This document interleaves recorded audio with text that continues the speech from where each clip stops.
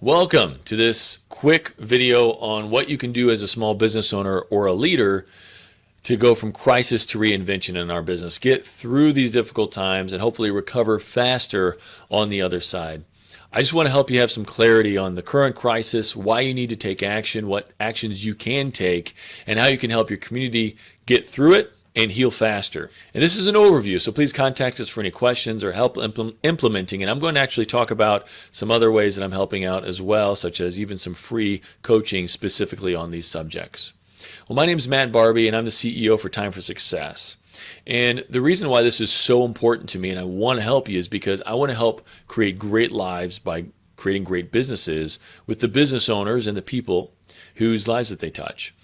Business owners should have more freedom in their lives. Business owners should really reap more of the rewards for all the hard work that they put in. And I want to help them do that by creating great teams and automating and delegating the things that they don't want to do or shouldn't be doing, and really equipping and empowering their people. And I do this through business coaching and consulting and sales and marketing, leadership, technology, streamlining operations, business planning and strategy. And I bring over 15 years of consulting for small businesses, Fortune 500, and even nonprofits. So I've seen a lot over time and helped people through a lot of crises. I'm also the host of the Time for Success podcast and a John Maxwell team member. So what is this, first of all, about flattening the curve? This is important, so hang with me for a second. The reason that this is so important is because we have to prevent the system from being overwhelmed by too much need. So we have to kind of slow that trickle instead of a big flood of patients. So unfortunately, this kind of does mean that things might slow down a little bit and extend the period of care that people are going to need. But it's really important. Think of it this way. With all the TP that people were running to the stores and grabbing, you might have found it a few times where you went to the store and there were none on the shelves. That's because there was too much need for the amount of demand. Just like there might be with an unchecked pandemic, there might be too much demand for the amount of medical supplies that are available. So if we can flatten the curve, less people show up all at once. Now, the same amount of people might still need care, or pretty close to it, but they're going to show up some this week, some next week, some the following week, as opposed to all of them showing up today. So it makes it much more manageable. But that means that we're going to have to probably plan for some months of this. And it might come in waves. We might be quarantined or a stay-at-home order for a while, go out for a little while, and it might come back for a little while. So we do need to start planning ahead and really thinking more adaptively. How are we going to adapt instead of just trying to wait it out? Because we don't really know. And so if we just wait it out, we might run into situations where the bank accounts are dwindling and the credit cards are going up, and we haven't thought through this. So we need to start really planning now. We need to take some individual responsibility for ourselves, our communities, our clients, our employees, and say, you know what? I'm a business owner. I'm naturally an innovator. I'm going to take that here. And instead of having a victim mindset, we're going to be victors over this. We're going to make some changes that allow us to still win. I'm going to hit the R word a little bit, just real briefly, but we need to take this seriously because we might run into another recession. A lot of people a lot of economists and a lot of business leaders are saying that we're probably going to run into another recession, and we need to take it very seriously because people were just not prepared in December of 2008, and that resulted in more than 1.8 million small businesses closing. They had low working capital, weak demand, reduced sales, the credit supply tightened up, they lost suppliers and vendors and couldn't fulfill. There were layoffs, lost benefits, quality cuts, and it all resulted in bankruptcy for a lot of folks. A lot of lives were just ruined. We need to start planning now and not be like those people in 2008. Unfortunately, even though we've been talking about recession, I've been talking about recession-resistant business for well over a year now. But this is a great poll done in August of 2019 with Blue Vine Research and ResearchScape. Over 1,000 U.S. business owners were surveyed to see what they thought about a potential recession. Unfortunately, only about 80% worried about possible recession. 44% said they had not really taken any steps. And more than a third of people said they were not planning on taking any special steps.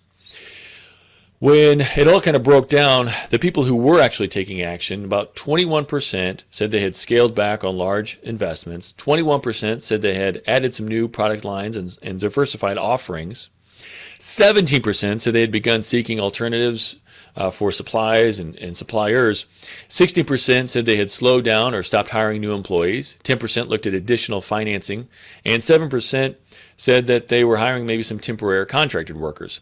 If you look at this, those are some pretty scary numbers. It means that people were not prepared. Maybe they were doing one thing, a few of them, but they were probably not doing multiple. And unfortunately, in the following 12 to 24 months, they weren't really planning on doing anything either. Well, I mean, a few, but not a whole lot. 28% adding new products or services, 22% looking to more affordable partners and supplies, 21% scaling back on large investments, 15% stop hiring new employees, another 15% were securing additional financing, and 10% were seeking out temporary contracted workers. But we still had 36% of people overall not planning on doing anything. Well, let's look at a recession. A recession is a period between the highs and the lows, where an expansion of the economy is a period between the lows and the highs. And we're looking at things like GDP and employment rate and overall income. But the truth is, expansions and contractions are just a part of doing business. They're just a part of the economy. And it's not really necessarily something that should surprise us. As a matter of fact, there were about 7 since the 1960s. 7 recessions and expansion cycles. So why is this such a big surprise? There's averages to these cycles. The average for growth is 3.2 years and recession is 1.5 years, meaning that a full cycle on average is about 4.7 years. And we act like it's a surprise every time. We have to really take control, because approximately 47 have happened since the U.S. Constitution. And the current state is, well, the expansion occurred for well over 10 years, and that means that we're kind of overdue, and so there might be a bigger impact. But the takeaway is that recessions happen, and we can't necessarily be surprised that they are going to happen, and we can't just throw our hands up and say, well, there's nothing I can do. Well, you can't maybe stop a recession, but you can stop a personal recession. If small business owners work together, they can keep a community strong through a recession.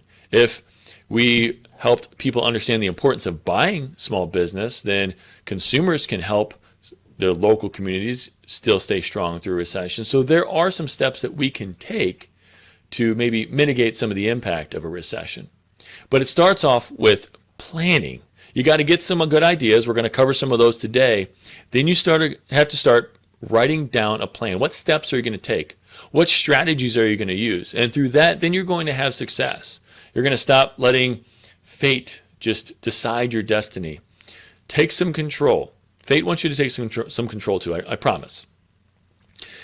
There's some great opportunities that come with economic slowdowns. You can really gain your expansion in your market, more dominance, by getting more of the consumer base, because you're going to take some of these strategies and run with it while other people are struggling. You're going to be able to get more top talent, maybe acquire some of your competitors. You're going to innovate and come up with new ideas. That's what partially this is about. You're going to be able to do stuff online when before maybe you were too afraid to, but change has kind of pushed you to make a decision and go with it.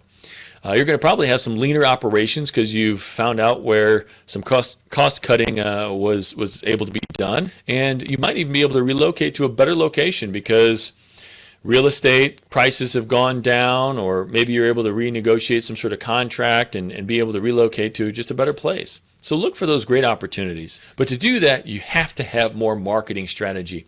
I start here because a lot of people stop their marketing, slow down their sales, when this is the biggest time to push it. You're going to find some of the best deals because advertisers are saying, please, please spend your money. Other people are pulling things back. It's time to really track and measure and improve and get a better handle on your return on investment for your marketing. Market and competition analysis. Do it now. Understand what makes you different, what makes you unique in the marketplace, and push that. Help people understand why they should be coming to you and choosing you over your competitors. You have to stay in front of your prospects. So again, don't stop marketing. Find new ways to stay in front of them. You need multiple lead generation strategies. We got fat and happy off of referral marketing. Referral marketing is great, But that's only one way of getting leads. You have to open up multiple lead generation strategies, from picking up the phone and doing some cold calling. Maybe it's time to do some Facebook ads, direct mail. Start looking at these opportunities. Build your target market avatar. You have to start really understanding who your best clients are and what makes them tick. You have to build out that profile of them so that you can really refine your message and better understand where their eyes and their ears are, because that's where your message needs to be, that message that inspires them to act and choose you. You're going to have to embrace video conferencing. There's some great tools out there, from Zoom, then there's G Suite tools, and Google, and Office 365 has some tools, and there's just GoToMeeting, GoToWebinar. Those are some great tools. You just got to embrace it. It's time. VoIP phone systems. Get those. You can use those to basically dial up from wherever you want. Sometimes there's a phone app, so you can use a business number just from an app on your phone rather than having to get a whole new phone system or a whole new mobile plan, right? And one point that I also wanted to stress here is that there are a lot of local VoIP phone system providers. So again, you can buy local. Start moving to cloud software. Get your stuff and easy to access from wherever you are in the world up in the cloud. You need to start using your CRM. CRMs keep people from falling through the cracks. It allows you to automate tasks. It allows you to just have a better window into what's going on to your pipeline. And right now, you need to be as efficient as possible. You need to see what's going on, where all the clients are, especially if for some reason you can't get a hold of one of your salespeople, and you need to figure out where a sales opportunity is in the pipeline. Start getting some order, project, workflow tracking systems. Again, you got to know what's going on every step, and you have to be able to pick up the ball and run with it if something starts getting dropped. So you can't do that just with paper or word of mouth. Start getting more collaborative software, scheduling tools. Quit using paper schedules, or if you're going to use paper schedules, also duplicate them online, but make sure the online is the most up to date. Everybody has to know what everybody else is doing in your business, and start getting some file management, because again, you can't just have it on one person's computer over here or over there. Start using Dropbox or the Google Drive or Office OneDrive, any of those. Just start using some file management tools to be able to share that better. You have to have more communication. You have to communicate with your prospects, patrons, team members, vendors, and suppliers, community. Up your communication game. Let them know what you're doing, how you're running your business, how you're taking care of your team and your clients, and how you're taking care of all of them to protect everybody as we go through these difficult times. More sales strategy. Start using video conference in your sales process. You don't have to show up. And as a matter of fact, it's going to start making people, it's already starting to make people uncomfortable if you want to show up to their location. It's going to continue to be that way, and it's going to get worse for a little while. So you start using video conference. It's better than just a phone. You can actually see each other. You can see the reaction. You can look into each other's eyes. Just use video conference for your sales now. Got to start using your CRM. I can't stress that important enough. If you don't have that in place, give me a call today and I'll help you. We'll figure it out, a way to make it happen that works for you and everybody. We got to get those CRMs in place, because what if somebody's sick? You can't let prospects who need what you do go by the wayside just because somebody's sick and you can't get a hold of them and you don't know what's going on. Drip campaigns. You need to start using drip campaigns to bring people through the buyer's journey. There's a whole journey that people go through before they buy from you, but you need to start being able to stay in front of them in a cost-effective way. And drip campaigns, where you use multiple tools, one of them being potentially email, that is a fantastic way to do it. Start implementing that now. A lot of people have pushed that off. Start doing it now. Even if people aren't buying right now, you use the drip campaigns to stay in front of people so they don't forget about you when they're ready to buy. You got to position for survival and recovery. How are you helping your clients survive and recover? They want to know that. Tell them that. You might need to repurpose some team members for sales. If they can't work on the front line because you just don't have enough demand, get them on the phones. Pay them commission if you can't pay them hourly, but you need to be getting them to work and getting them to drive more business. You have to have a sales process. Remember VAC, visual, auditory, kinesthetic. That's how people learn. Those are three primary ways of learning. visual, auditory, and kinesthetic. If you don't have those as part of your sales process, including like even if you're doing video conference, have them write down a diagram, have them draw it, have them draw something down, write something down so they participate in the process.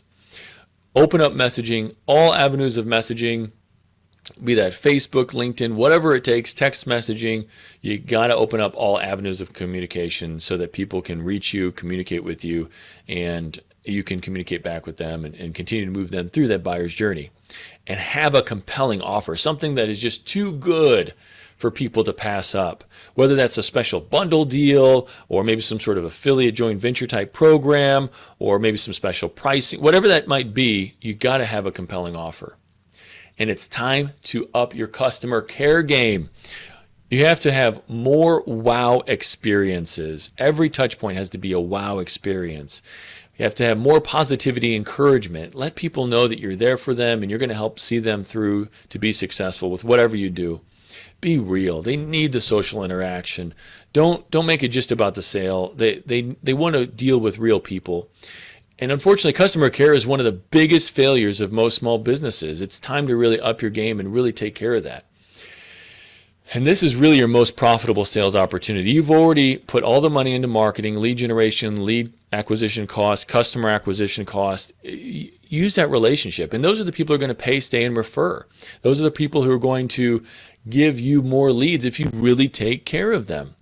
And you have to give them more order, delivery, and pickup options. We see a lot of this stuff going on. But remember to talk to your insurance agent. This is a big deal. Make sure that you're covered for using personal vehicles or whatever you might be doing to make this situation happen. Always talk to your insurance agent. Maybe you need some new offerings, some affiliate programs, joint ventures. Maybe there's some great ideas that you've always had. Maybe it's time to expand those offerings. And ask for referrals. Every time you talk with somebody, hey, is there anybody else who might benefit from the way that I take care of you? As a matter of fact, can you please go ahead and send this video? I'm seriously asking you, can you send this video to another business owner who needs to hear it? Thank you. I appreciate it. You need more cash. Stop wasteful spending. And really the big deal with this is the wasteful spending. And ask your team. Your team knows where wasteful spending is. Hear them out. Explore more loan opportunities now or any sort of financing and work with the team on pay cuts and adjustments. Barry Waymiller in 2008 did an amazing job. They have a book, Everybody Matters, Treating Your People Like Family. And that's all about how in 2008, with hundreds of employees, they brought it back to the team and the employees figured out the best way to manage it.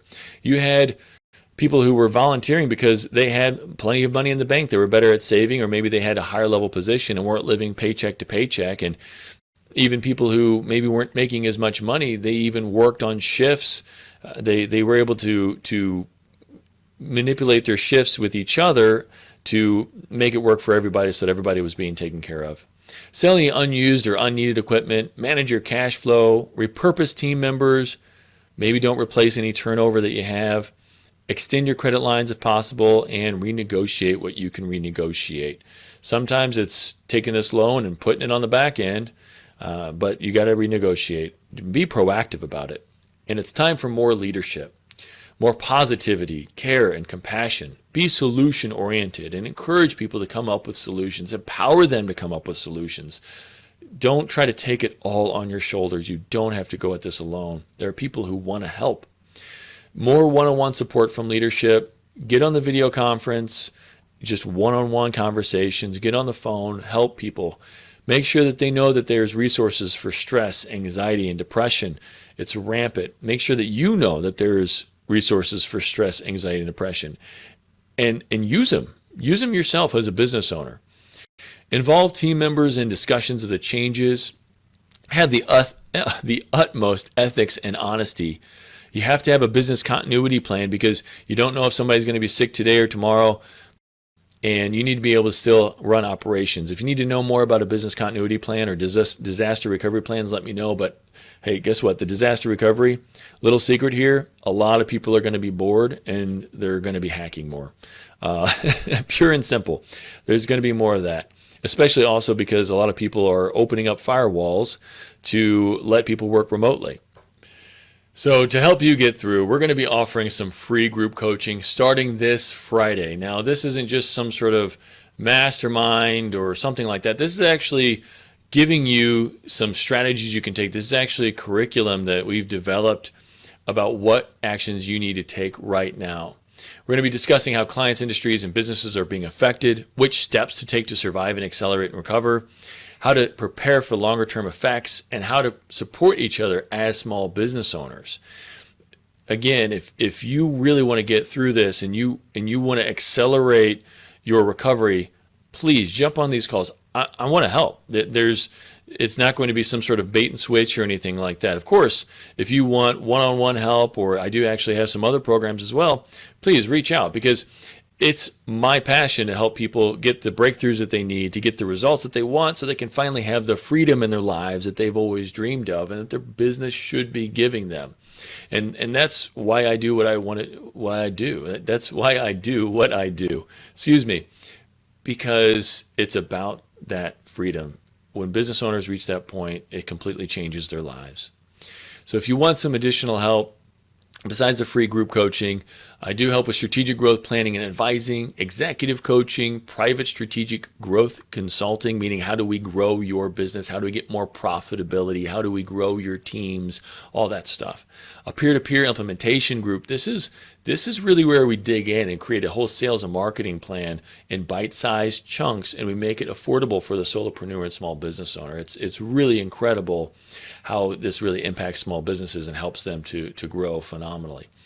Also have private personal growth and leadership workshops and masterminds, and we actually help out with technology as it relates to productivity, especially CRM and business software planning and implementation.